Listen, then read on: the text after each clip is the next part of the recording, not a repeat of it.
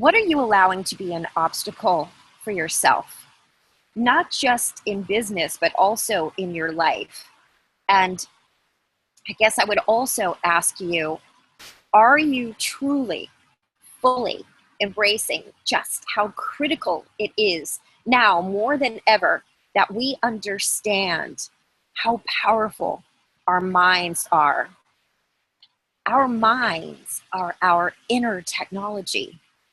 And I think we all understand that we can't go through the day with a 10-year-old cell phone or a 10-year-old computer. So why then do we not fully embrace the responsibility that we each have to learn how to empower our own mindset? There's a lot of chatter about mindset and mindfulness, but it seems like there's not a lot of direction and not a lot of exploration that goes with it, and maybe not even much understanding, particularly now in a time when some researchers are developing artificial intelligence. The one thing that is really going to differentiate you from artificial intelligence, from anyone else on this planet, is you. It's that moment when you identify and you reboot and you unleash your own human genius, your own understanding that many times it's not the obstacle that's the problem, it's how you're processing the obstacle. I had a chance to really put my money where my mouth is almost 2 years ago.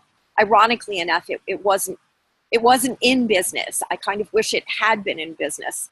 It was truly in a life or death scenario when my youngest daughter was struck by a boulder, crushed and not expected to live, while she was traveling in South America, building schools and doing all sorts of amazing things. And then out of nowhere, tumbling down the side of a mountain, came this huge boulder, splitting open her skull and subjecting massive injuries to her. So of course, I got the call right in the middle of a workday on Friday. But I can tell you that it's not a tragic story, because even though, yes, we're still working through her injury, this is the type of injury that will take years and years and years that hopefully she will recover from. However, from this boulder, both she and I got probably one of the greatest gifts a human being can ever have. And that gift was that it is not in spite of the obstacles and challenges and fear in our life that we succeed. It's precisely thanks to these challenges, these boulders, that we learn how high we can soar. Through this experience, I learned that by applying the mindset that I had worked diligently for decades to overcome, I was able to find a place of such knowing that it became expectation. So you now, today, in business, you have massive potential that is totally untapped. You have expectations and thoughts that are totally off kilter about, that limit you, that make you falsely assess what you're capable of doing.